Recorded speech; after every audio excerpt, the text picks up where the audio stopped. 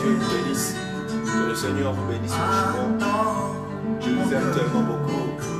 Et je suis trop sûr que vous êtes si nombreux en train de me suivre. Et je vous prie de partager cette vidéo en écoutant d'abord cette mélodie qui va nous confier, qui va nous amener dans la présence de Dieu. Attends mon cœur, d'amertume, même s'il me semble, Seigneur, que tu es sourd à mes peines, même s'il me semble, Seigneur, que tu es sourd à mes peines, mais néanmoins je sais, Seigneur, que tu m'écoutes, mais néanmoins je sais, Seigneur, oh, que tu m'écoutes. Mon âme s'épanche vers toi, à toi, Seigneur, attends mon cœur heureux d'amertume. Mon âme s'épanche vers toi, à toi, Seigneur, maître. Attends mon cœur heureux d'amertume, même s'il me semble, Seigneur, que tu es sourd à mes peines, même s'il me semble, Seigneur, que tu es sourd à mes peines, mais néanmoins je sais, Seigneur, que tu m'écoutes, mais néanmoins je sais, Seigneur, que tu m'écoutes. Merci beaucoup, merci beaucoup. Je pense que vous êtes si nombreux. Entrez de me suivre. C'est bien moi, votre frère Isaïe. Je suis sûr que ça fait énormément un bon temps. On ne se voyait pas, il n'y avait pas de choses à partager. Et on cherchait toujours la présence sous la face du Seigneur. Et quand Dieu met quelque chose sur vous, eh bien, nous sommes là pour exercer ce que l'Éternel nous demande de le faire. Alors, sans plus tarder, je vous prie de que là où vous êtes, puisse avoir un bon moment, un bon temps. Et pour honorer la parole de Dieu, si vous pouvez vous tenir debout, nous allons lire la parole de Dieu. Merci. Je crois que vous êtes debout. Et je crois que vous avez eu un moment comment je peux dire, du respect avec notre Seigneur Jésus. Et nous allons lire dans Jean. C'est un verset que tout le monde connaît. Tout le monde maîtrise ça. Et il n'y a pas un message nouveau que nous apportons au peuple de Dieu. Ce que nous faisons, c'est ce que déjà les apôtres ont eu à faire. Mais nous, ce que nous sommes en train de faire, c'est juste accomplir la mission à laquelle Dieu nous a envoyés sur la terre. Je suis dans Jean 14, 12. Nous allons descendre jusqu'à verset 17. Nous lisons dans Jean 12, nous commençons dans les noms du Seigneur. Il dit, en vérité, je vous l'ai dit, celui qui croit en moi fera aussi les œuvres que je fais. Et il en fera de plus grand, parce que je m'en vais au Père. Verset 13, il dit, tout ce qui vous demanderez à mon nom, je le ferai, afin que le Père soit glorifié dans le Fils. 14, il dit, si vous demandez quelque chose à mon nom, je le ferai. 15, si vous m'aimez, gardez mes commandements. 16, il dit, et moi, je prierai le Père, il vous donnera un autre consolateur, afin qu'il demeure éternellement avec vous. 17, il dit, l'Esprit de vérité, que le monde ne peut recevoir, parce qu'il ne le voit point et ne les connaît point. Mais vous, vous les connaissez, car il demeure avec vous et il sera en vous. Que Dieu ajoute la bénédiction de la lecture de sa parole. J'aimerais répondre le verset 16. C'est là que je dois baser ce que je vais parler aujourd'hui. Verset 16, il dit, « Et moi, je prierai le Père, et il vous donnera un autre consolateur, afin qu'il demeure éternellement avec vous. » Amen. Et Dieu dit, « Moi, je prierai le Père, et le Père, il va vous envoyer, il vous donnera un autre consolateur, afin qu'il puisse demeurer éternellement avec vous. » Amen, amen. Et nous voulons d'abord commencer à expliquer les mots consolateurs. Qu'est-ce que cela veut dire? Les mots consolateurs. Les mots consolateurs veut dire quoi en fait? Qui est notre consolateur? Qui est notre consolateur? Le vrai consolateur, vous savez, je veux essayer un peu de faire un petit synthèse. Vous savez, lorsque nous perdons un être trop cher, il y a toujours des gens qui viennent. Il y a toujours des amis, des collègues, des frères, des hommes de Dieu qui viennent parfois vous consoler un peu, vous donner un peu encore la force, le courage de savoir que tout concourt bien de ceux qui aiment le Seigneur. Vous savez, vous allez voir, les gens vont commencer à venir te donner un peu des paroles, un peu d'honneur, des paroles, un peu d'encouragement, parce que tu viens de perdre un être très cher. Et ces gens-là, ils sont là justement pour nous fortifier en fait. Mais en réalité, le vrai consolateur, c'est celui-là que nous appelons aujourd'hui. Les vrais consolateurs, c'est le Seigneur Jésus-Christ. C'est lui le consolateur divin. C'est lui le vrai consolateur. Amen, amen. C'est lui le grand maître. C'est lui le donateur de toutes choses.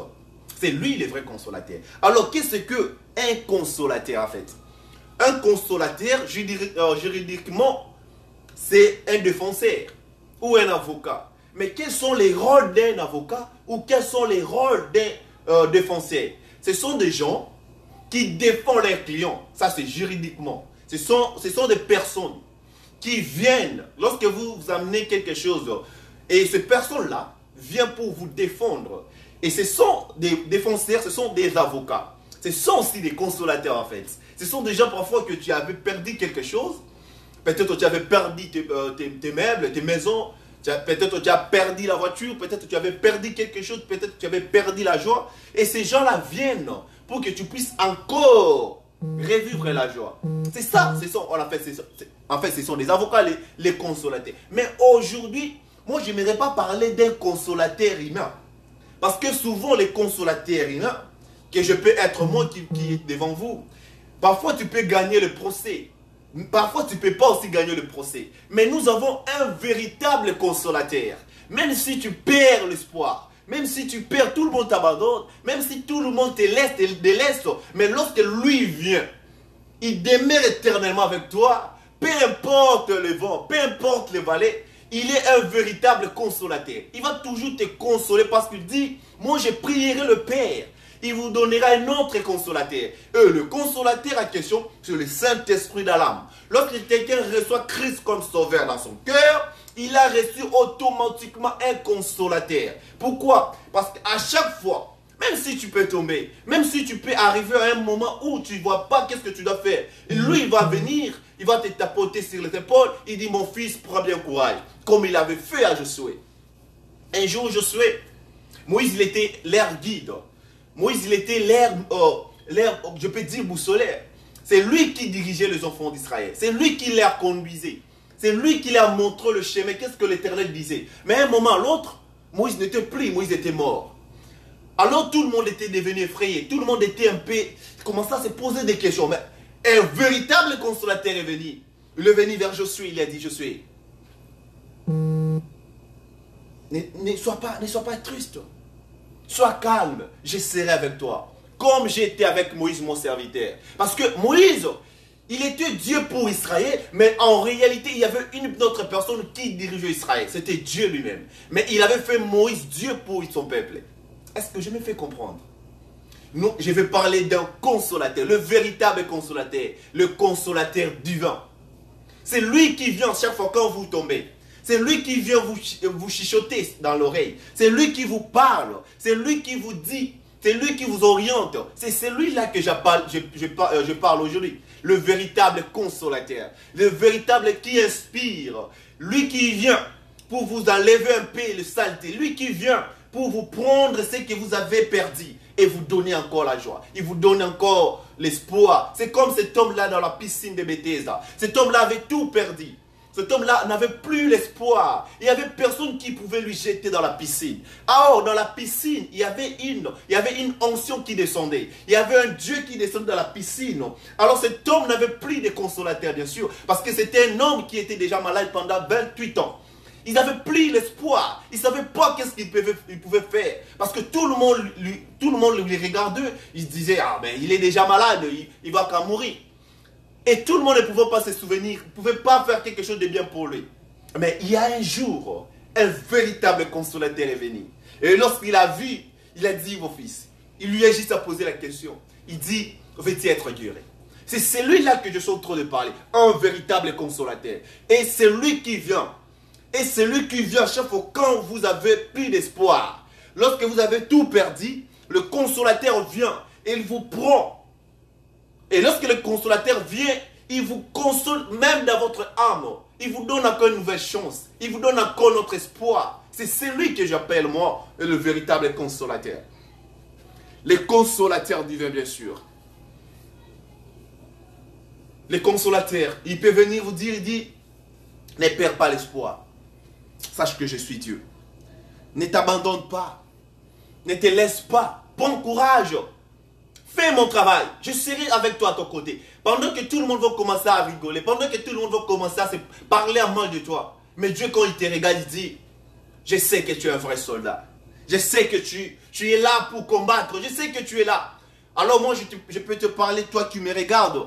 Ne te laisse pas. Tu as un véritable consolateur.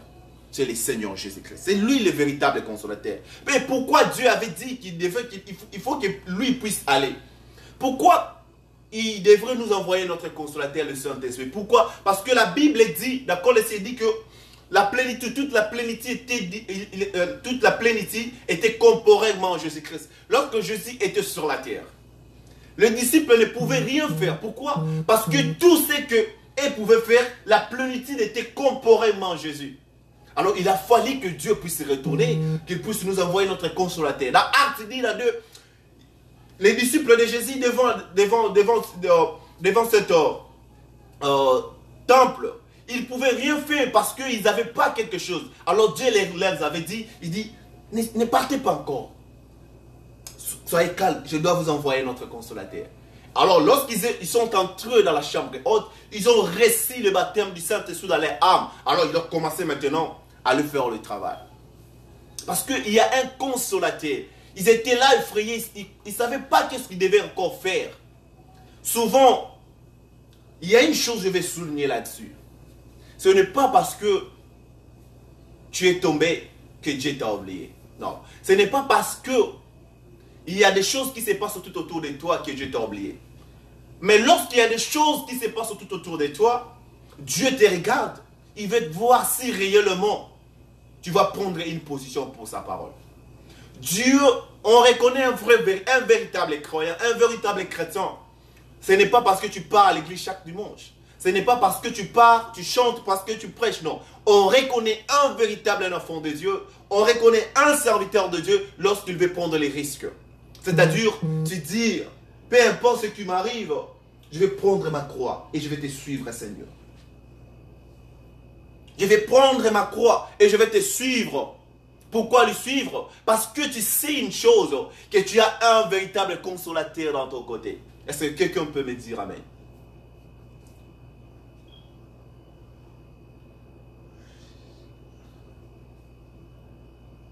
Je suis dans la prédication, frère Branham a prêché sur les Jéhovah jurés.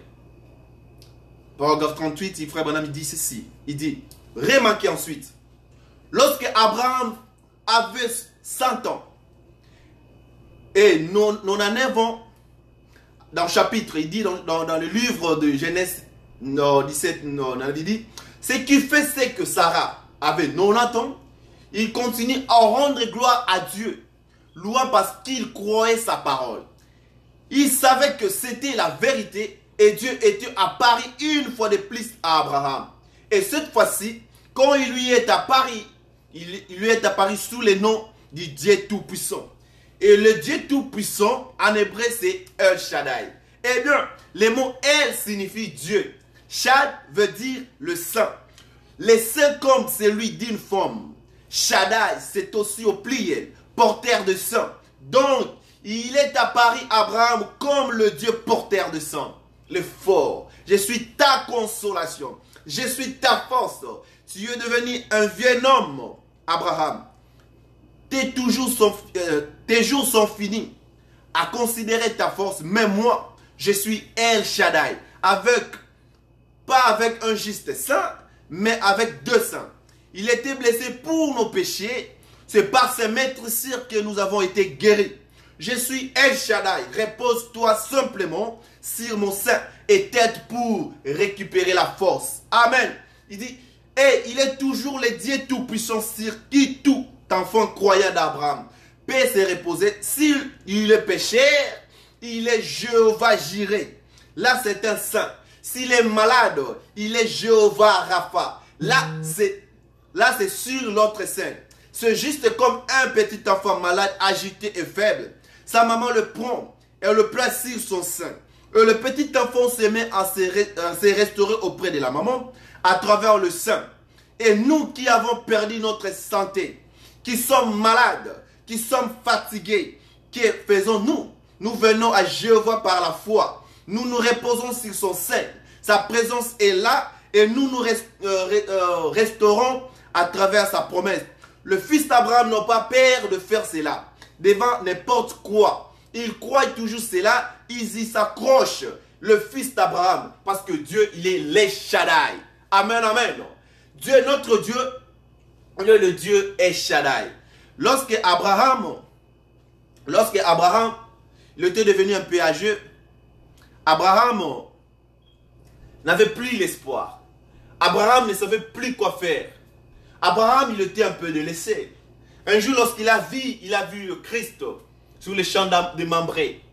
Alors, il a servi Christ quelque chose à boire. Et après, Dieu lui a dit, tu auras un enfant. Et Sarah, là où elle était, elle avait ru. Pourquoi? Parce que ils n'avaient plus l'espoir. Mais le Dieu, le véritable consolateur, lorsqu'il est passé vers lui, il lui a dit, tu auras un enfant et tu l'appelleras le nom d'Isaac.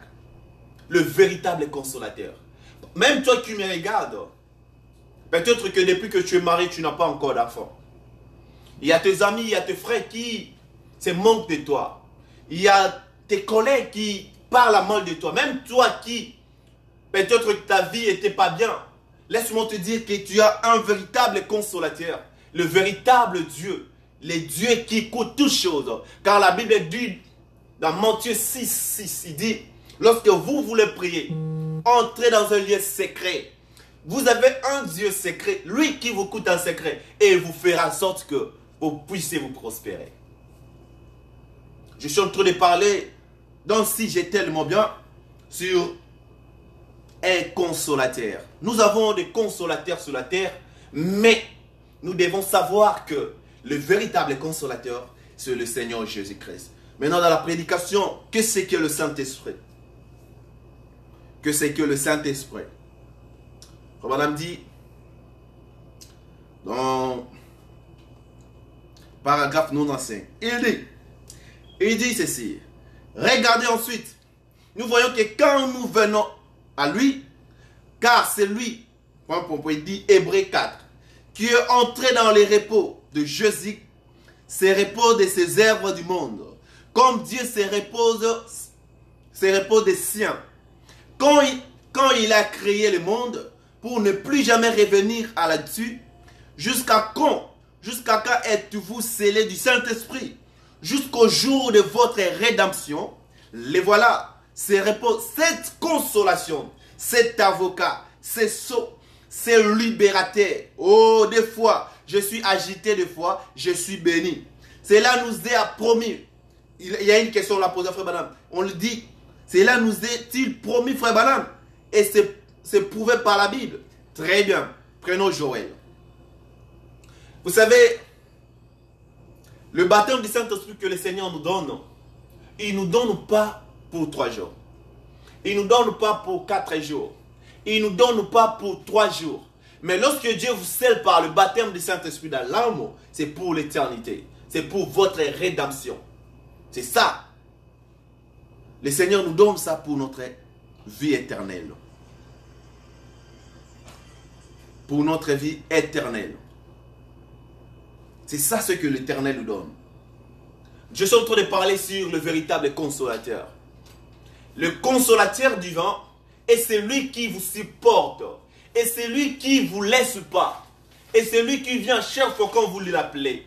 À chaque fois quand vous n'avez plus l'espoir. Lorsque vous n'avez plus le courage. Les consolateurs viennent. Il vient pour vous consoler. Pourquoi ce rôle? Parce que nous sommes ses enfants. Et nous lui appartenons. Comme nous voyons dans le monde actuel, dans le monde que nous vivons, les défenseurs, les avocats le font. Mais des fois aussi, vous pouvez aussi perdre un procès. Mais lorsque vous vous confiez à Dieu, les gens, les mondes peuvent parler, mais vous ne perdrez jamais.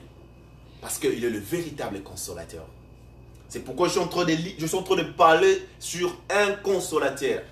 Et celui qui vous console lorsque tout le monde n'a plus confiance à vous.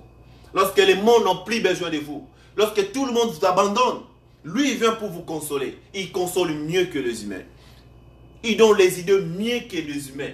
Mon frère, ma sœur, toi qui me regardes, toi qui tu es en train de passer des moments un peu différents, des moments un peu bizarres, des moments un peu atroces, laisse-moi te dire que tu as un véritable consolateur. Le véritable consolateur. Même si toi tu ne donnes pas encore des enfants. Tu es marié mais tu n'as pas des enfants. Il dit, moi je prierai le Père et il vous donnera un autre consolateur. C'est lui que nous voulons. Le véritable consolateur. Même si tu perds quelque chose, tu perds l'espoir, tu perds un peu tes allées, tu perds un peu la langue que tu avais, ne t'abandonne pas, ne te laisse pas surtout. Prends courage. Dans la prédication, les consolateurs. Dans le paragraphe, je commence 44. Il dit ceci. Il dit, peu importe ce qu'il fait, il dit, peu importe ce qu'il fait, le monde ne le voit point. Il ne croit point cela. Pour eux, vous voyez, c'est de l'émotion, de la psychologie. Ne le voit point et ne le connaît point. Écoutez maintenant, c'est les dont il parle. Mais vous, vous les connaissez, car il demeure en vous, il sera en vous. Cela n'est-il pas clair? Qui est donc cet consolateur? Madame dit, c'est Jésus. Voyez-vous, il dit, je prierai le Père et il vous enverra un autre consolateur, l'esprit de vérité que le monde ne le peut recevoir, car il ne le connaît point, il ne le voit point, ou le voit, mais ne le connaît pas. Mais vous, vous les connaissez. Et vous voyez, il parle de lui-même. Vous les connaissez car il demeure avec vous dans un corps clair maintenant. Parlant aux disciples, il sera en vous et demeurera éternellement, ne s'en ira jamais. Donc à chaque fois quand vous pensez que vous êtes seul, vous avez quelqu'un à vos côtés. Parce que la promesse a été donnée pour tout le monde. Il dit que je serai avec vous. Même quand les choses ne marchent pas, même quand les choses ne s'avancent pas, croyez et soyez sûrs et certains que Dieu est avec vous. Maintenant, dans la même prédication, 47, il dit, oh, n'est-il pas un Dieu? N'est-il pas un Dieu bon? Jésus est si bon vers nous. Et c'est bien dit que notre Dieu est un Dieu bon. Il est si bon envers ses enfants. Il nous a donné tout ce qui est bon. Il a pourvu à tout ce dont nous avons besoin. Vous pouvez dire avec sincérité, notre Père qui est aux cieux, parce qu'il est Père, parce qu'il est un Père. Eh bien, que nous soyons désobéissants, bien que nous soyons arrogants, il pourvoit toujours à nos besoins sans distinction. C'est-à-dire que tu sois un prédicateur, que tu sois un pasteur, que tu sois qui que tu sois, Dieu nous a donné de bonnes choses sans distinction. Il a donné des promesses pour tout le monde. Il a prédit des choses pour nous tous. Amen, amen. Je continue, il dit ceci. Il dit, bien que nous soyons arrogants, il pourvoit toujours à nos besoins sans distinction. Que nous soyons bons ou mauvais, il nous donne de la nourriture à manger, des habits à porter, une maison où habiter. Il est vraiment bon. Amen, amen. Que vous soyez mauvais, que vous ne soyez pas ce que vous êtes. Dieu nous a donné une promesse. Dieu nous a donné de bonnes choses, sans distinction. Il ne nous donne pas parce que tu te portes bien, parce que tu parles bien. Non, il nous donne une promesse et il nous bénit sans distinction. Que tu prêches pas, que tu es là assise au banc, en train seulement de louer l'Éternel, la promesse aussi pour vous. Parce qu'il est le véritable consolateur. Amen, amen. Il est le véritable consolateur. C'est lui qui console mieux que les humains. Peut-être vous vous dites que, mais pourquoi certaines choses m'arrivent? C'est parce que ce n'est pas les hommes qui doivent bien te consoler. Il faudrait que tu puisses te confier à l'Éternel parce que c'est lui qui est le véritable consolateur. Et il nous donne des choses sans distinction. Il ne donne pas de bonnes choses parce que moi, je fais quelque chose. Non. Il donne chaque promesse à ses enfants. Que je sois boité, que je sois mauvais, que je sois bon. Cette promesse est sans distinction. Est-ce que quelqu'un peut me dire Amen? Maintenant, voilà comment nous pouvons maintenant savoir qu'il est notre Dieu, il est bon. Voilà ce que Madame dit. Dans le paragraphe 48, il dit, si nous pouvions seulement regarder tout autour de nous et compter les bonnes choses qu'il nous a accordées, nous n'en finirons pas. Et si vous étiez sans yeux, et si vous étiez sans nez, sans bouche, sans oreille, et si vous étiez sans pieds, sans membres, et ne pouviez pas marcher, mais vous, mais vous, voyez, il vous a donné des pieds, et si vous n'aviez pas d'eux, et ne pouviez pas voir, même si vous pouvez entendre du bruit, cependant vous ne souriez pas, ce qui sera serré. Maintenant, tout cela se trouve dans les 5 sens auxquels il a pourvu. Dieu nous a donné des bonnes choses. Dieu nous a accordé les yeux. Et ces yeux pour nous permettre de voir. Il nous a donné le pied pour marcher. Toutes ces bonnes choses que Dieu nous a données, il nous a donné sans distinction. Dieu nous a donné des choses sans distinction. Il nous a donné des choses pour accomplir une mission à laquelle Dieu nous a envoyés sur la terre. Dieu nous a envoyés sur la terre pour accomplir une mission. Mais ce que les diables font, ils viennent souvent, ils viennent juste pour essayer un peu de tourmenter ce que le Seigneur avait déjà prédit pour toi. Mais laisse-moi te dire, tellement il est le bon berger, il est le véritable consolateur. C'est lui qui console.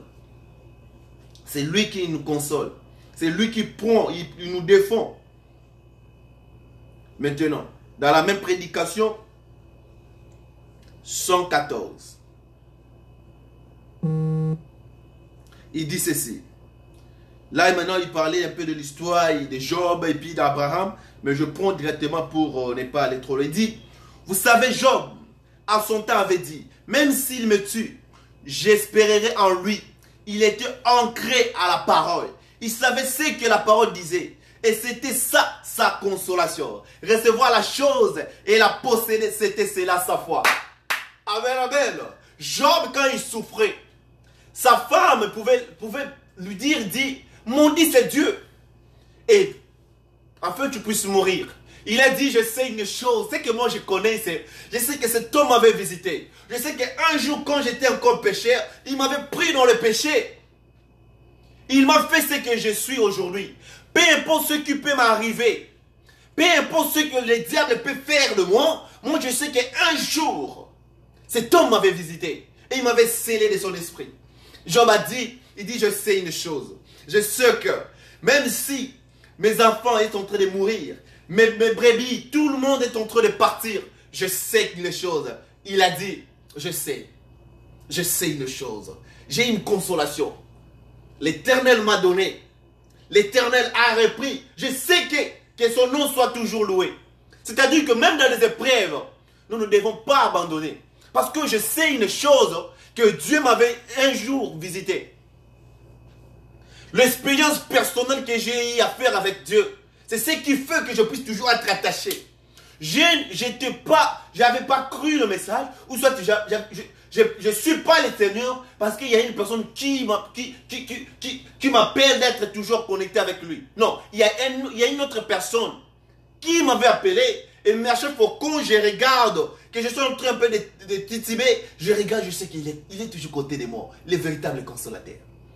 Nous devons faire une expérience personnelle avec ce Dieu.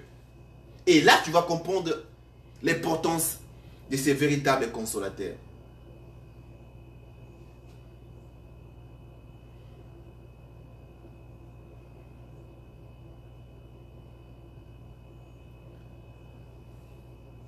Maintenant, je prends des jeux de 115, il dit, et Abraham savait qu'il était Dieu. Ainsi son fils, il était mort. Le sein de Sarah était mort. Lui était plus viril. Et pourtant Dieu lui a donné ce garçon. Car il lui avait promis. Et comme le même Dieu qui lui avait promis, lui a dit de sacrifier le fils, il était sûr que ce Dieu était capable de le ressusciter de mort. Parce qu'il savait que Dieu lui avait donné une promesse. À présent, si Dieu qui m'a ressuscité des morts, moi un pécheur, mort dans le péché et dans les offenses, il a vivifié mon âme, il a fait quelque chose pour moi, il a fait quelque chose pour vous. Il a ôté de moi l'esprit du monde, il a enlevé les désirs du monde, il m'a enlevé au-dessus de ses ombres, il m'a donné le baptême du Saint-Esprit. Si mon Dieu peut faire cela, la mort ne peut pas me séparer de lui. C'est ça. Rien ne peut me séparer. C'est cela la consolation. C'est lui qui croit à moi, vivra. Quand bien il serait mort, c'est vrai, je le sais. C'est lui qui mange ma chair et boit mon sang à la vie éternelle. Et je le ressusciterai au dernier jour. Amen. Même si le péché m'entoure, même si quoi m'entoure, rien ne peut me séparer de l'amour du Seigneur. Rien ne peut me séparer de l'affection que j'ai avec mon Dieu. Rien. Eh bien rien. Rien ne peut me séparer de son amour. Dans la même prédication, Psaume 41, il dit ceci. Il dit, souverain sacrificateur ou pas, évêque ou pas, roi ou pas. Et voilà Hérode s'assit là. Et Jean lui dit, il n'était pas permis de prendre la femme de Philippe et de vivre avec elle. Amen. Frère Branham dit, qu'en veux-tu la parole de Dieu? Amen. Il s'en faisait pas. Il a prêché sans compromis. Il avait la parole. C'était sa consolation. Dieu lui avait dit qu'il serait ce Messie. Peu importe ce que les gens pouvaient lui parler, lui il savait au moins que moi j'ai un consolateur. Amen, amen. Amen, amen. D'accord, on dit, il continue dans les prédications 178. Il dit ceci. Si nous attendons à ce que Dieu garde sa parole, si nous attendons à ce que Dieu fasse pour nous ce que nous lui demandons, nous ne serons jamais en mesure de le faire, en moins de revenir et obéir à ce que Dieu a dit. Nous devons revenir là où nous étions arrêtés. Nous devons revenir à la Pentecôte. Nous devons revenir au Consolateur. Nous devons revenir au Saint-Esprit, qui est notre consolation. Quand le Saint-Esprit viendra, il reniera aucune parole qu'il a déjà prononcée. Il s'en tiendra à cette parole, car il est la parole. Frère Branham dit, Amen, pas étonnant. Amen, amen. Si nous voulons que Dieu puisse faire de nous encore une fois de plus, nous devons revenir encore davantage à Dieu. Ce n'est pas Dieu qui nous a laissés, c'est nous qui essayons un peu de laisser Dieu. Mais Dieu nous attend. Le monde peut te commencer à te critiquer, te dire, t'en décourager pour que tu ne puisses pas faire l'effort. Fais un pas. Avance, tu dis, Seigneur, avec mes péchés, je prends ma croix. Moi, je vais seulement te suivre. Parce qu'un jour, regarde un peu ce que tu étais. Cet homme t'avait visité dans ta vie. Cet homme était avec toi. Vous étiez seul. Tu avais une expérience personnelle avec lui. Et cet homme-là t'a changé. Cet homme-là t'a appris tout ce qui n'était pas de Dieu. Il a mis ça dehors. Peu importe, mon frère et soeur, tu as un Dieu, il faut avoir une expérience personnelle avec lui. Maintenant, donc, soyez certain de Dieu.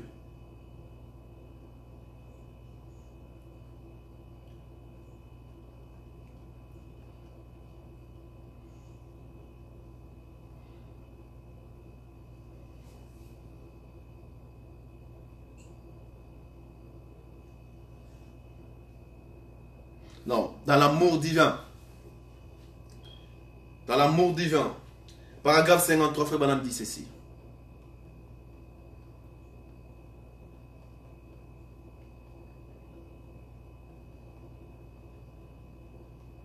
Paragraphe 53. Dans la prédication d'amour divin.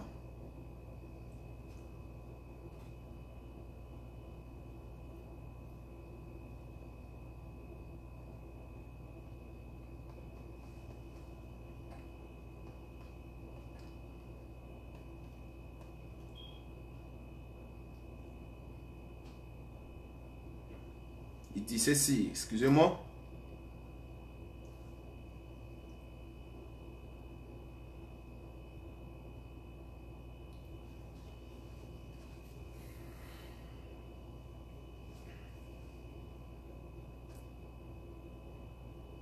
Oh Jésus.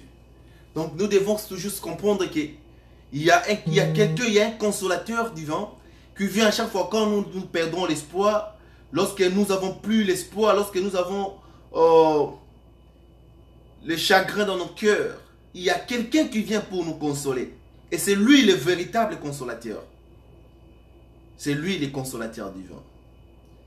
Excusez-moi, je suis en train de... Voilà.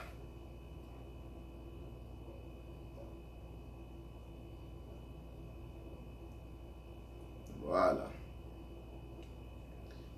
Merci Seigneur.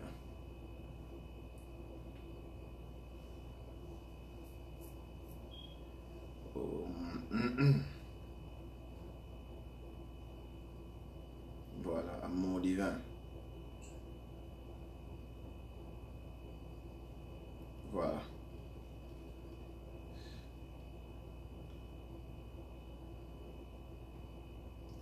Et la machine.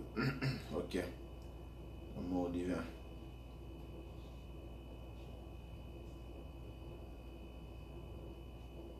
Ok.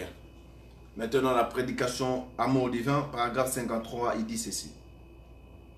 Il dit ceci. Voilà. Il dit. Alors, quel genre de personnes devrions-nous être si nous sommes chrétiens? Dans quel genre d'atmosphère devrions-nous vivre? Dans une atmosphère de consolation, d'adoucissante, de guérison. Dans quelle nous devrions vivre avec le cœur constamment en prière, avec un amour profond pour chacune personne avec qui nous attendrons à contact. Je reprends encore, il dit, alors, quel genre de personnes devrions-nous être si nous sommes chrétiens? Je prends d'abord cette partie, je vais expliquer. Quel genre de personnes que nous devons être si nous sommes chrétiens? Est-ce que nous ne devons pas nous aider? Est-ce que nous ne pouvons pas vivre dans l'amour? C'est-à-dire que je vois quelque chose qui ne marche pas avec ma soeur. Non, je me dis, puis je dois quand même entrer en prière avec cette personne. Je dois prier pour lui. On va écouter ce que Branham dit par rapport à l'amour divin. Il dit, dans quel genre d'atmosphère devions-nous vivre? Dans une atmosphère de consolation. Paragraphe 54, frère Branham continue, il dit, donc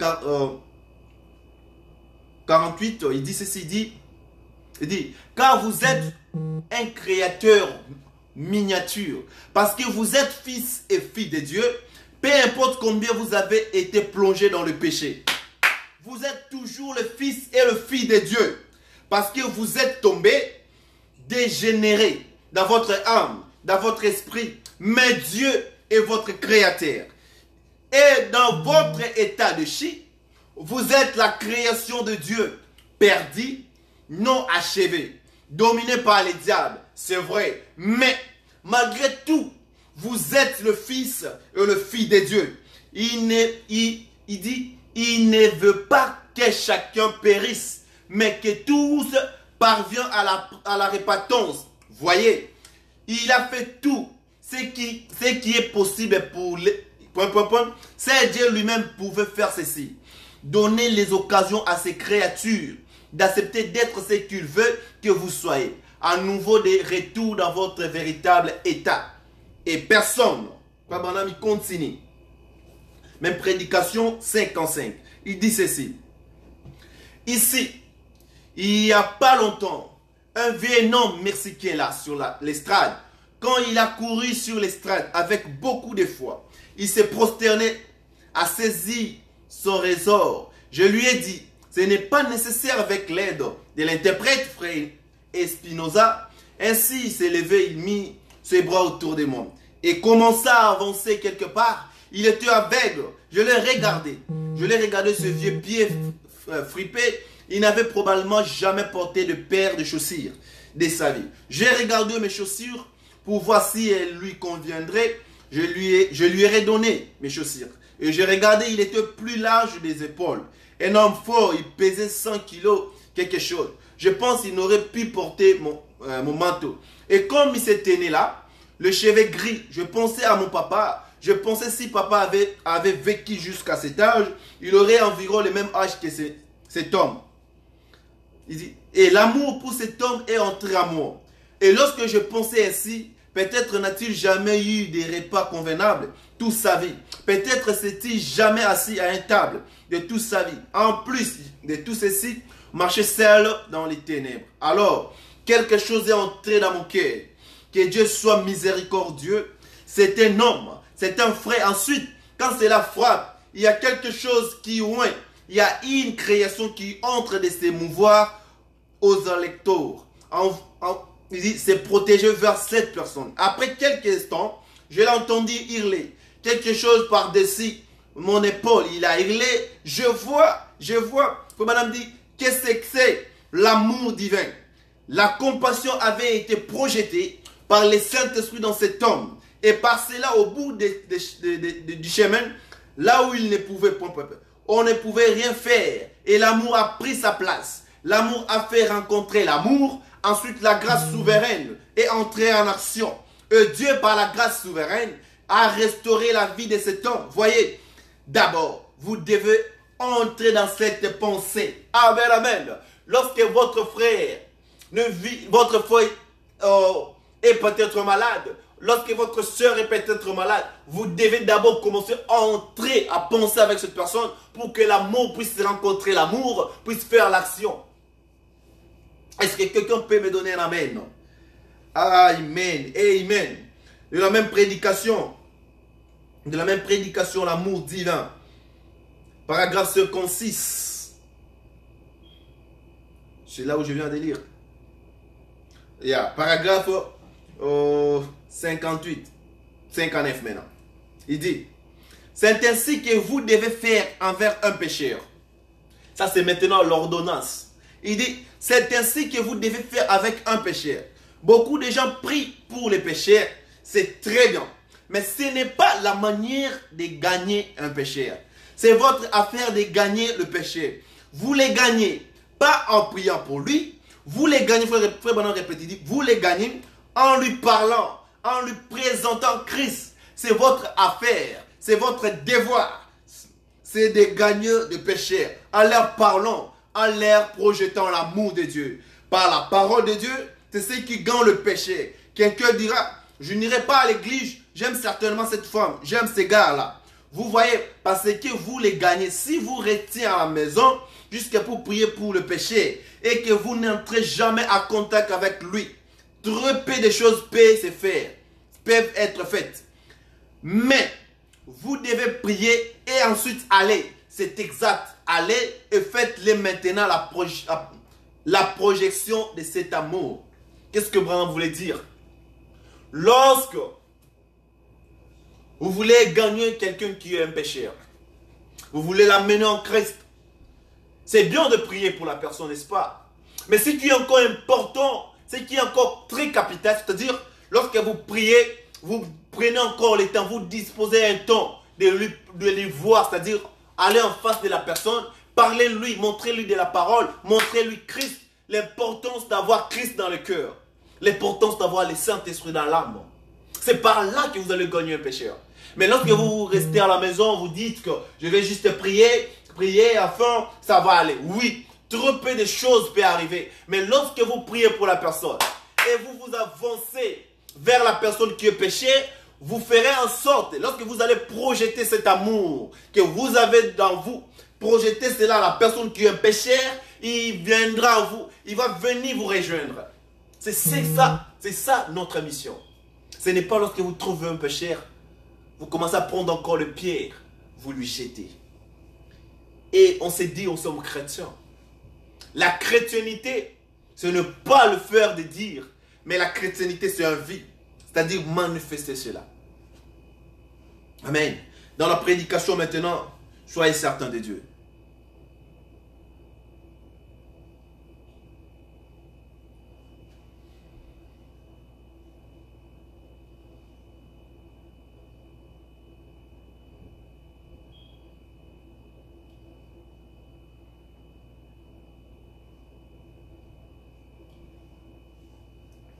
Maintenant, dans la prédication, soyez certains de Dieu. Au paragraphe 114.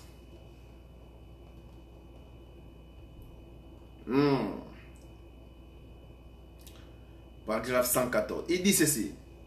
Pensez à ces gens qui se tiennent dans l'allée de ma maison et disent, venez à cette porte ici, ma fille, et dans un tel état, mon bébé, mon tel et tel, dites seulement un mot. Comment pouvons la prononcer avant que ça soit dans votre bouche? Ça serait le dire soi-même, mais il brille d'attendre, c'est ainsi dit le Seigneur.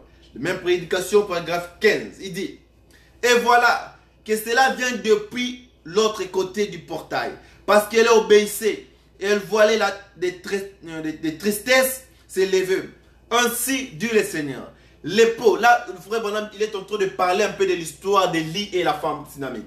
Et cette femme-là, il avait donné tout ce qu'il pouvait en avoir pour donner ça à un prophète.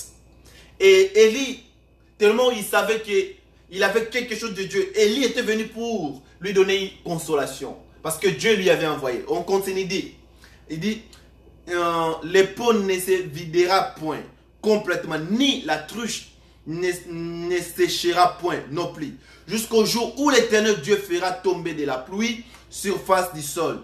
Oh, quelle consolation! Amen, amen. C'est ça qui était la consolation. Parce que même si la femme pouvait préparer cette nourriture et manger simplement avec son enfant, en fait de quoi? Ils devaient tous mourir. Parce qu'ils n'avaient rien. Alors lorsque Dieu a envoyé un serviteur de Dieu, et Dieu a envoyé cet homme-là, et cet homme est venu. Il lui a dit ceci. Il dit, j'aimerais que tu puisses me faire un gâteau. Il dit, mais je veux seulement quelque chose. Qu'est-ce que je peux si je fais ça? Même si on va manger moi et mon enfant, et après quoi nous allons mourir? Il lui a dit, fais d'abord pour moi. Et lorsqu'il a fait, maintenant Dieu a envoyé les paroles qui devaient consoler cette femme. Il dit, il n'y a rien qui va se vider encore dans les pots, ni l'huile qui va terminer, jusqu'à ce que l'Éternel va envoyer encore des pluies. Amen, amen. Dieu des fois nous laisse parfois. C'est patauger. Des fois Dieu nous laisse d'être peut-être humiliés, d'être parfois mal compris, d'être parfois critiqués. Mais lorsque Dieu vous laisse d'être critiqué, alors vous aussi, vous devez toujours tenir bon. Vous devez toujours tenir à la parole de Dieu. Parce que le même Dieu aura encore la force de vous faire tenir debout. Et le même Dieu fera en sorte que vous puissiez être un bon boxeur. Comme j'ai toujours dit, qu'un véritable boxeur n'est pas boxeur seulement au terrain. Il est boxeur, c'est dans les entraînements. Là où il s'entraîne, là, le coach, l'entraîneur voit que mon élève commence déjà à bien boxer. Lorsqu'il te voit commence à bien boxer, il peut aussi programmer un combat. C'est là qu'on reconnaît un boxeur. On ne reconnaît pas un enfant de Dieu. On ne reconnaît pas un serviteur de Dieu simplement parce que vous êtes debout, parce que vous prêchez, tout le monde tombe. Mais on reconnaît un serviteur de Dieu en secret. On reconnaît un homme de Dieu lorsqu'il voit qu'ici ça ne marche pas, mais il tient toujours bon. Il ne veut pas que le diable puisse lui donner des chaos. Parce que le diable a des chaos, il a des coups. Même si le diable te donne un coup, bien que cela t'a pris même au côte, et que tu es en train de tituber, alors ne laisse pas que le diable puisse te donner un chaos. Comment? C'est lorsque tu commences à dire, ah, je vois comme si le Seigneur ne me connaît pas. Je vois comme si Dieu ne me connaît pas. Je vois comme si Dieu ne m'a laissé. Non, c'est tu es en train de passer juste l'épreuve. Mais prends courage. Protège là où le diable t'a donné un coup. Dis non, je sais que moi j'ai un coup KO. Quand le diable te verra encore se soulever, il dit mais non, qu'est-ce qui ne marche pas? Parce que tu as un véritable consolateur. Lui, le véritable consolateur. Lui qui te donne encore des enseignements. Il dit, tu sais, quand on te donne encore notre coup, il faut se barrer. Lorsqu'il va encore te donner notre coup, il faut essayer un peu de s'esquiver. Il est en train de t'enseigner. Il est en train de te faire comprendre un peu comment tu dois bosser ce jour-là. Le diable va chercher un peu les techniques. Et le Dieu Tout-Puissant, lorsque tu es toujours attaché de lui, il va chercher, il va encore t'enseigner beaucoup de choses. Il y a beaucoup de mes frères, des fois qui passent des moments un peu atroces. Lorsque le diable vient essayer un peu de te pincer, tu abandonnes l'Éternel. Est-ce que as-tu vraiment eu l'expérience personnelle avec Dieu? Et Kole Kanango. Même si les épreuves commencent à devenir un peu trop dures, ça va passer si tu es toujours fidèle à Dieu. Reste fidèle. Il viendra te consoler. C'est lui le véritable consolateur. Peut-être des fois tu peux te dire que non, j'ai perdu ce que j'avais, le respect, notre Dieu avait tout perdu. Vous pouvez imaginer un roi, un Dieu tout puissant. Il avait toute la plénitude en lui. Mais voilà comment il était mort. À la croix nue. Il avait perdu. On l'avait même cracheté sur lui. Aujourd'hui, je ne sais pas s'il y a des gens qui insultent. À l'époque, on insultait Dieu d'une manière vraiment, je ne sais pas moi, mais il avait toujours réservé sa raison. Et la Bible dit que ce qu'on a fait à Dieu, on fera aussi de nous. Mais lorsque tu suis Christ, il faut attendre à tout. Il faut s'attendre à de manquer. Les gens doivent aussi essayer un peu de manigancer beaucoup de choses juste pour toi.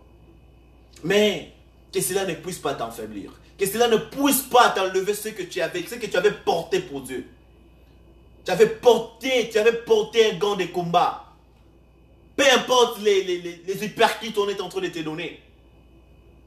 Réserve toujours. Sache que Dieu va venir et il va encore te donner la force. Il va encore donner ta force, la force de se tenir, de prendre encore l'élan. Là où tu avais tombé, il va encore te donner la force de tenir debout. Il va encore te donner la force de bien battre le combat. Parce que le combat est là encore. Lorsque nous vivons sur la terre, tous les temps que nous allons passer sur la terre, il y aurait toujours des combats. Alors, on ne doit pas reconnaître un vrai boxeur. Simplement parce que les gens disent qu'il est boxeur.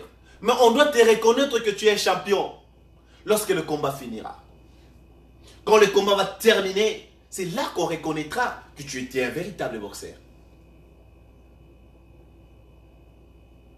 Oui, c'est vrai, des fois quand les coups du diable viennent souvent dans nos vies, ça nous donne un peu de larmes. Nous pleurons parfois. Nous posons des questions parfois. Mais moi, je lis. La Bible dit que moi, je prierai le Père. Et il va encore vous envoyer, vous donnera encore un autre consolateur. Mais qui est ce consolateur? C'est Dieu. C'est lui le véritable consolateur. C'est lui qui nous console à chaque fois quand nous y tombons. À chaque fois quand nous ne savons pas quoi faire. Il est le véritable consolateur de ma vie. C'est lui qui me console.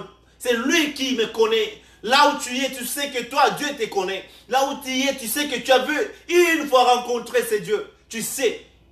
Tu sais qu'un jour, tu as été manipulé par le diable. Tu sais que Dieu t'avait pris quelque part et il t'a emmené aussi quelque part. Je sais que tu n'es pas encore arrivé à l'endroit, mais au moins je sais que tu as déjà quitté le lieu. Tu es déjà quelque part. Je sais que tu es déjà quelque part. Tu n'es pas encore arrivé à terminer ta mission. Mais au moins je sais, le point du départ que Dieu t'avait déjà, que tu étais, tu ne plies là. Tu n'es pas encore arrivé, mais tu es quelque part. Force-toi, il y a encore quelques minutes et que tu dois arriver. Que le diable ne te trompe pas. Que le diable ne puisse pas utiliser les dons que Dieu t'a donnés. Que le diable ne puisse pas prendre tout ce que l'Éternel t'a donné. Il est le véritable consolateur. Il est le consolateur de chacun. Il est le consolateur de ma vie. Je sais que pendant que je suis en train de dire, le diable est en train de dire, tu vois, je vais encore te donner un coup. Non. Non. Je sais là où j'ai rencontré ces messieurs. Je sais là où vous avez rencontré. Vous connaissez les endroits. Vous avez les expériences personnelles avec ce Dieu. Vous connaissez de quoi il est fort, de quoi il est capable, de quoi il peut faire. Vous connaissez. Vous connaissez. Vous connaissez qu'il est le même hier, aujourd'hui et pour toujours. Voilà ce que Frère Branham dit dans la prédication de la fête de mer. Paragraphe 55. Il dit, je pense que c'est le grand couronnement de plein d'évangiles, la résurrection, ses promesses divines et la consolation qu'elle procure à ceux qui espèrent en elle. En effet, elle promet la grande union, notre rassemblement. Une fois de plus, elle promet la disparition de tout le péché. Elle promet la disparition de toute déformation, toutes les souffrances que nous avons endurées dans celle-ci, qu'on a eu un enduré dans cette vie. Il nous a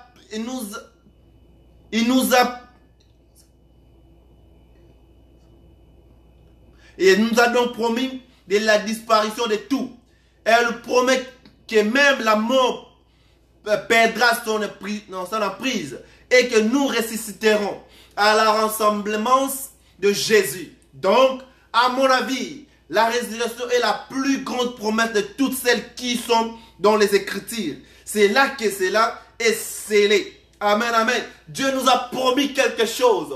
Après notre passation sur la terre, après tout ce que nous avons eu à voir, Dieu nous a promis quelque chose. Il va disparaître tous les péchés. Il va disparaître toutes les mauvaises choses. Il va disparaître tout ce qui n'est pas de Dieu. Il va disparaître tout ce qui ne donne pas la louange à notre Seigneur. Parce qu'il est le véritable consolateur. C'est lui le consolateur divin. C'est lui qui va consoler chacun de nous. Ces jours-là, lorsqu'il reviendra. Vous savez, je vais dire un truc. Si on veut reconnaître vraiment un soldat qui est parti à la front, ce soldat-là, quand il va revenir au front, la seule des choses, on doit reconnaître que cet homme, il était parti dans le champ de bataille. On va voir les cicatrices à ces messieurs. Notre Dieu, quand il reviendra, quand il va venir pour nous prendre, il doit voir les cicatrices sur nos corps. Il veut voir les cicatrices sur nos vies. Il veut voir les cicatrices sur nos épaules. Et là, maintenant, il viendra. Il va nous tapoter aux épaules. Il dit maintenant, j'ai compris que vous étiez des bons soldats. Un soldat, quand il va revenir au front, on va voir des cicatrices. On va voir un peu d'autres mentalités. Vous allez comprendre qu'il va devenir un peu colérique. Il doit devenir un peu tout autre. Pourquoi? C'est parce que cette personne a des cicatrices dans son corps. Dieu veut que vous puissiez avoir des cicatrices. Les cicatrices de ce monde. Les cicatrices de manquerie. Des cicatrices de calomnie. Des cicatrices de blasphème. De toutes choses. Des choses que le monde pouvait vous donner. Alors tenez toujours bon. Le jour viendra quand il viendra. Lorsqu'il va venir prendre son époux. Il va regarder les cicatrices que nous portons.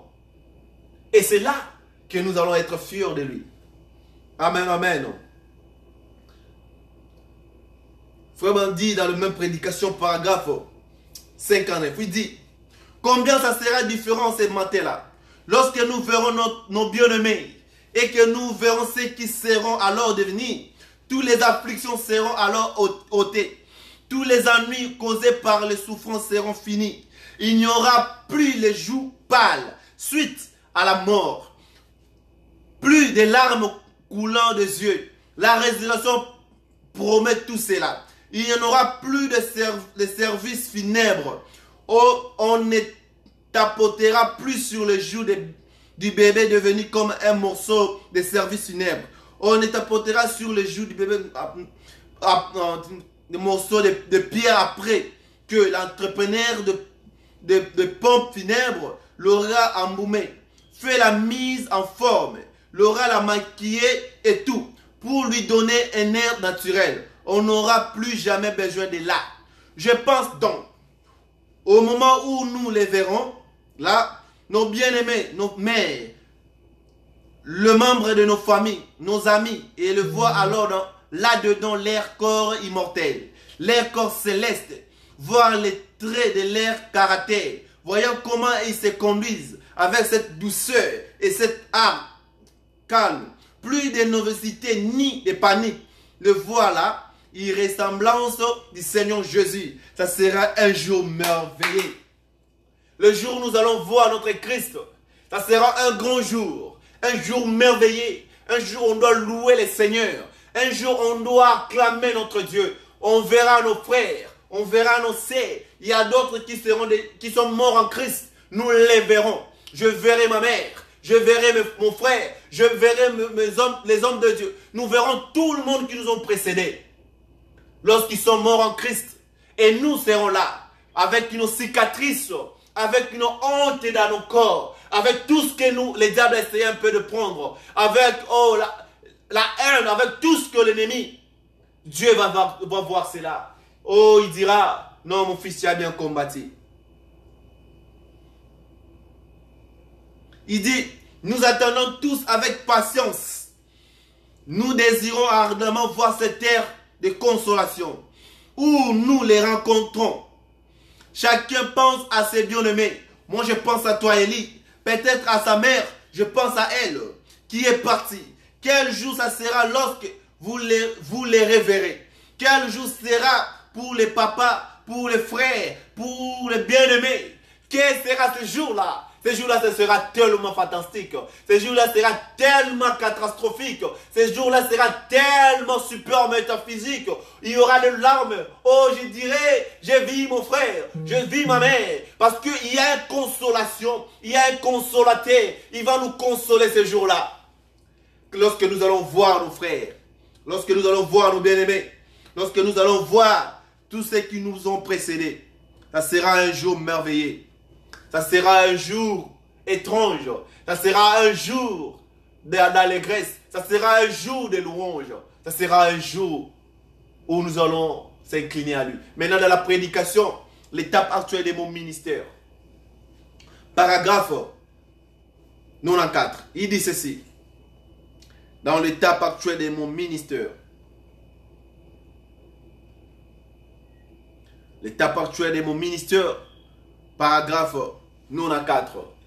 Il dit, maintenant, voici les points que je vais traiter pendant quelques instants. Or, c'est généralement dans un état comme celui-ci. Quand un homme est resté fidèle à la parole et que tout l'ont abandonné, c'est là que Dieu vient prendre la défense de cette personne et qu'il couronne son ministère. C'est vrai. Quelle consolation! Notre consolation se fonde sur la promesse de la parole de Dieu. Peu importe ce que le monde dit, ce que le monde fait, nos espoirs ne sont pas là. Ils ne sont pas fondés sur ce que le monde fait. Je trouve ces cantiques si jolis. Je voudrais pouvoir chanter. J'aurais toujours voulu chanter. Voyez, ceux qui s'attendent au Seigneur renouvellent leur force. Ils prendront leur vol comme les aigles. Ils courront sans les laisser. Marcheront sans s'appuyer. Seigneur, assène-moi la patience. C'est sur mes genoux que je m'attendrai à toi. J'aime ça jusqu'à ce que tu réponds à mes supplications. Que je ne m'appuie pas sur ce que les autres font, mais plutôt je m'attends vraiment à toi. C'est ça. Voilà les serviteurs véritables qui attendent le moment où ça sera à son maître d'agir. Sachant ceci, que les Écritures ne peuvent pas faillir, quoi qu'il arrive, les Écritures doivent rester véridiques. C'est généralement dans un cas comme celui-là que Dieu intervient pour les aider. Lorsque tout le monde t'abandonne, il y a un temps pour notre Dieu lorsque toi tu restes fidèle, c'est ça un véritable serviteur. Et Dieu va maintenant venir pour agir à son temps, pour agir à son moment. Pourquoi? Pour couronner le ministère. Il y a des fois nous perdons le courage. Il y a des fois nous perdons la force. Ça c'est l'année 2021. Lorsque nous perdons l'espoir, lorsque nous perdons le courage, il y a un temps pour Dieu d'agir. Ne force rien. Ne fais pas quelque chose pour plaire à quelqu'un. Ne fais pas quelque chose pour plaire à un individu. Mais attends le moment où Dieu prendra maintenant sa façon d'agir. Il va agir. Et Frère Branham dit pourquoi il doit agir à son moment, à son temps. Lorsque tu restes fidèle, Dieu descend. Il agit pour couronner le ministère qu'il t'a donné. C'est dans la prédication, l'état actuel de mon ministère. Frère Branham, Dieu répond, il dit, dans la même prédication, il dit, 96, il dit, considérant Élie, quand il avait été abandonné. Pourquoi? Parce qu'il était resté fidèle à la parole. Il a dit, tout m'ont abandonné.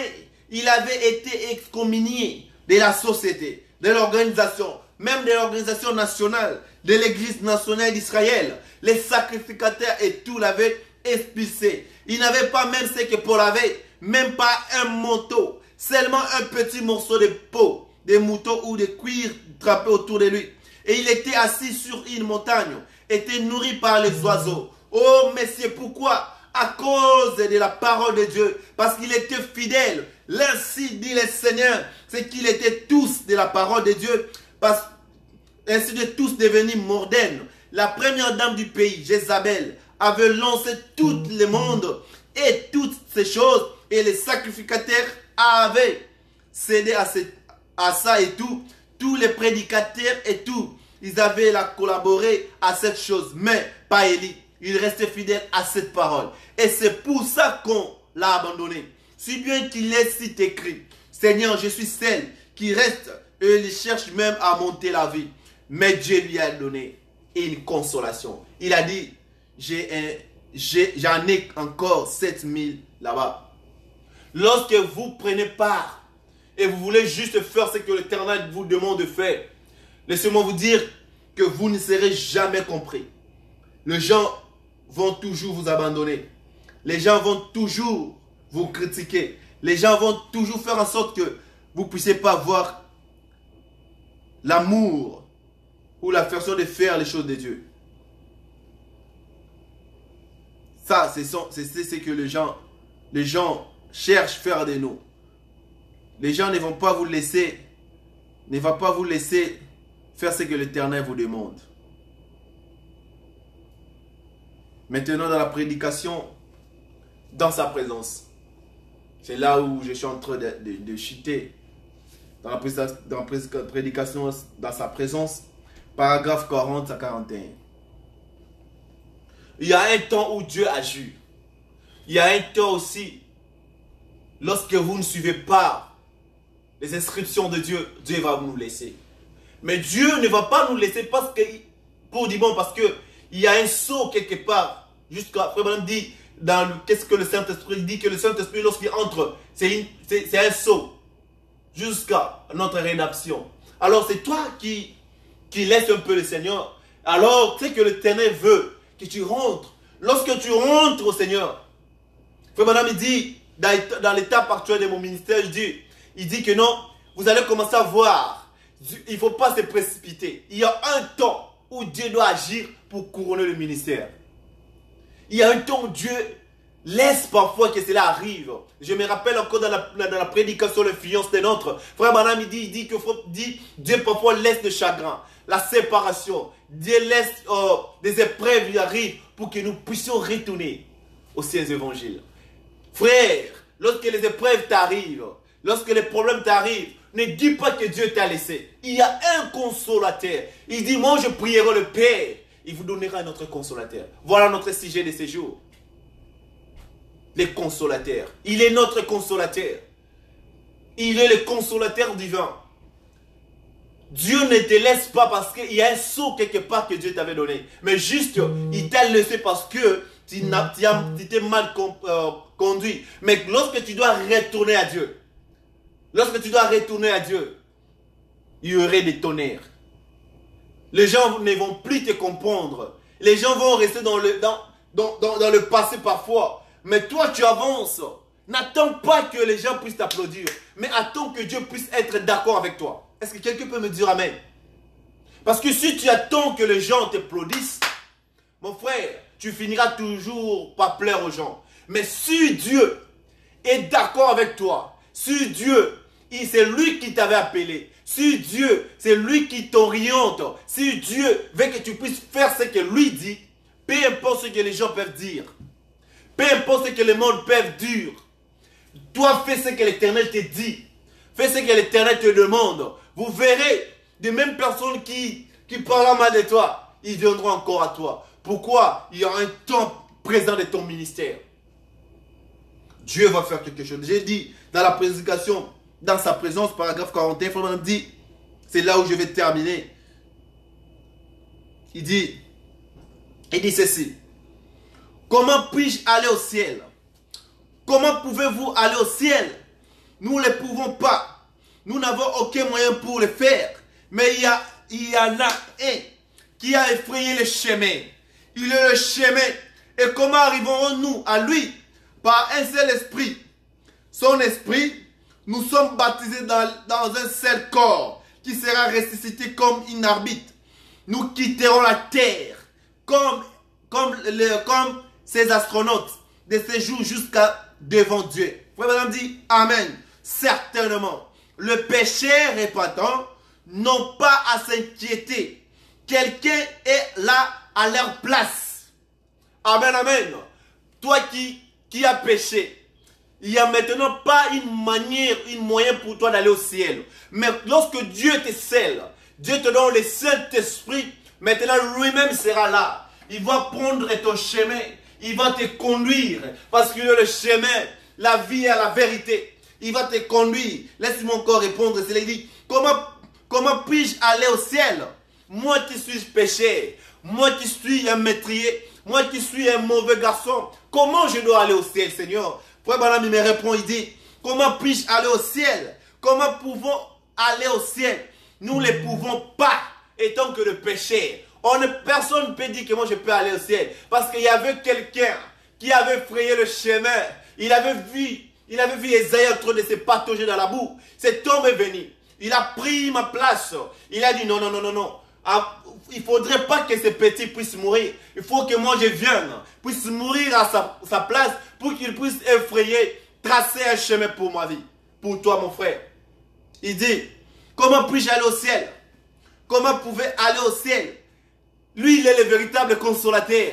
Tellement qu'il savait qu'il n'y avait pas moyen qu'on puisse aller. Il vient nous consoler encore. Il a laissé le trône de grâce. Il s'est descendu sur la terre. C'est comme il y a un duo que j'ai fait avec mon ami Enoch. J'ai dit quelque part, il dit, il est venu sur la terre, mourir à notre place. Oh, quel amour pour nous racheter. Il est venu sur la terre, mourir à notre place. Oh, quel amour pour nous racheter. Comment ne pas te dire, Seigneur, que je t'aime? Comment ne pas te dire que moi je te préfère? Comment ne pas te dire que moi je veux toi, Seigneur? Parce que moi, réellement, je suis un pécheur. Je ne sais pas quoi faire. Je ne sais pas comment marcher. Je ne sais pas comment entrer au ciel. Par quel moyen, par quelle magie, par quelle façon. Je ne sais pas. Mais cet homme s'est dit, non, non, non, non, non, non. À cause de cet enfant, à cause de ma fille, à cause de mon fils, moi je dois descendre. Je dois descendre. Je dois laisser les couronnes. Je dois laisser tout ce que les anges sont en train de me dire. Je dois descendre. Je dois faire comme un homme. Je dois mourir pour que je puisse frayer un chemin. Frère Branham dit, il dit, comment puis-je aller au ciel? Comment pouvons-vous aller au ciel? Nous ne le pouvons pas. Nous n'avons aucun moyen pour le faire. Mais il y en a un qui a effrayé le chemin. Il est le chemin. Et comment arriverons-nous à lui? Par un seul esprit. Soyons soudés, frères. Soyons Ayons l'amour de chacun de nous. C'est par cette manière que nous irons au ciel. Ce n'est pas parce que je prêche la parole. Et si je n'ai pas l'amour à moi, je n'irai pas. C'est par quel moyen nous irons au ciel? Par l'amour. Ce n'est pas par le manque d'amour, mais c'est par l'amour à chacun de nous dans le cœur que nous irons au ciel. Frère Branham dit, comment puis-je aller au ciel, Seigneur? J'aime cette phrase, vraiment, ça me fait du bien. Comment puis-je aller au ciel? Comment pouvons-nous aller au ciel? Nous ne le pouvons pas. Nous n'avons aucun moyen pour le faire. Mais il y en a un qui a effrayé le chemin. Il est le chemin. Comment arriverons-nous à lui? Par un seul esprit. Son esprit. Nous sommes baptisés dans un seul corps qui sera ressuscité comme une arbitre. Nous quitterons la terre comme ces astronautes de séjour juste devant Dieu. Amen. Certainement, le pécheur repentant n'ont pas à s'inquiéter. Quelqu'un est là à leur place. Amen, amen. Toi, tu es pécheur, mais tu es repenti. Tu as repenti. Tu t'es repenti. Tu as donné ta vie à Christ. Ne t'inquiète pas. Ne s'inquiète pas. Don't worry. Sois calme. Il y a quelqu'un qui a effrayé. Il est là devant toi. Il a effrayé un chemin pour toi. À cause de tes péchés. À cause de ta vie mauvaise. À cause de ta marche qui n'était pas bien. Il y a quelqu'un qui a pris ta place. Parce que tu t'es repenti. C'est lui le véritable consolateur. En fait, c'est lui le consolateur du vent. C'est lui notre consolateur. Paragraphe corondé, il dit, oh, alors après que nous sommes donc entrés dans sa présence et que nous sommes reconnus comme ayant été dans sa présence, nous le voyons faire des choses qu'il avait faites quand il était ici sur la terre. Comment reconnaissez-vous? Comment reconnaissez-vous la vigne que vous regardez? Par le fruit qu'elle porte. Comment reconnaissez-vous l'église que vous fréquentez? Par les fruits qu'elle porte. Jésus a dit, celui qui croit à moi fera aussi les œuvres que j'ai faites. Voici les signes qui accompagneront tous ceux qui auront cru. Amen, amen. Amen, amen. Amen, amen. C'est ce que Dieu veut de nous. Il a dit, voici le signe qui accompagneront tous ceux qui auront cru. Merci à vous qui étiez avec moi en ligne et qui ont suivi tout ce que j'ai eu à parler. Pour ceux qui vont regarder après, sachez qu'il y avait un sujet que j'ai dit, un consolateur divin. Un consolateur divin. C'est lui qui nous console. C'est lui qui nous console. C'est lui qui console chacun de nous. Parfois tu avais perdu l'espoir. Parfois tu avais perdu la joie. Peut-être tu avais perdu tout ce que tu avais. L'énergie, tous les bons sens. Tu avais perdu parce que tu avais commis quelque chose. Mais moi je te dis une chose. Répands-toi. Reviens à Dieu. Il est le consolateur. Il doit consoler encore ta vie. Ne perds pas l'espoir. N'attends pas ce que le monde te dit. N'attends pas ce que les gens sont en train de faire pour toi. Ne quitte pas la présence de Dieu. Reviens. Il est le véritable consolateur. Je crois et je sais de quoi je suis en train de dire. Les gens vont te voir un péché, mais répands ta vie et reviens à Dieu. Il est le Dieu tout-puissant. Il est le Dieu miséricordieux. Il est le Dieu merveilleux. Il est 3 fois saint. Moi je l'aime. Je le porte dans mon cœur. Je l'aime dans tout mon cœur. Parce qu'il mérite nos acclamations. Il mérite nos cœurs. Il mérite nos vies. Oui, je sais. Peu importe les sang qui coulent dans ma vie, qui coulent dans mon cœur, je me tiendrai toujours bon. Je lui suivrai chaque jour dans ma vie. Je lui suivrai toujours. Peu importe ce que l'ennemi est en train de faire. Peu importe ce que l'ennemi veut détruire le ministère. Veut détruire ce que tu as avec toi. Ne quitte pas la présence de Dieu. Ne quitte pas Dieu. Sois avec lui dans chaque moment. Dans chaque instant. Dans chaque minute. Dans chaque seconde. Il est le rémunérateur de tous ceux qui le cherchent. Il est le consolateur divin. C'est lui qui console mieux que les humains. C'est lui qui console. C'est lui qui est le Dieu. Il connaît chaque chose. Il connaît chaque problème. Il connaît pourquoi. Mon frère et ma sœur, reviens à Dieu. Dieu a besoin de toi. N'abandonne pas. Ne regarde pas tes mauvaises choses. Ne regarde pas ta vie. Mais regarde ce que Dieu a fait à la croix. Il est le Dieu. Il connaît chaque problème. Il connaît chaque souci. Il connaît chaque problème. Il est le Dieu le véritable. Il connaît nos vies. Il connaît chacun de nous. Il connaît là où il t'a vu. Je lui dis merci. Je lui dis merci. Je lui dis merci. Je lui dis merci. Dis-lui merci. Dis-lui merci. Dis-lui merci. Dis-lui merci. Il mérite. Il mérite.